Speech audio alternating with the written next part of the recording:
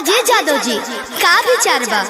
हम रौरा हाथ में आवे नहीं खे जाने हम बारूद हैं बारूद। हमें छूने की कोशिश करोगे तो जल जाओगे।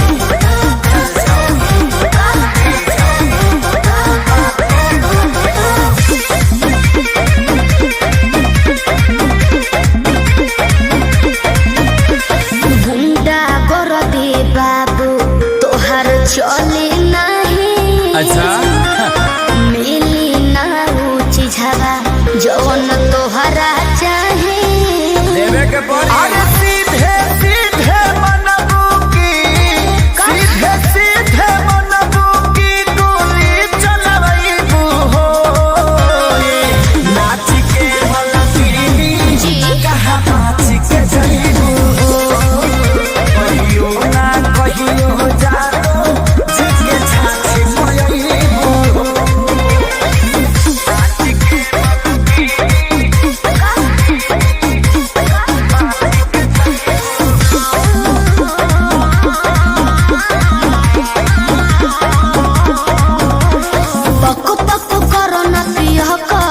सब झहर जाई तो हर थोड़े देर में ठीक हो जाइबो। कोरोना पिया कर सब झहर जाई तो हर जाने हल्का मेला ना यही रान के। अच्छा आज रात भना चाहे तो है बांध के। अयो दादा ढेर मत फेंको। सुना हाथ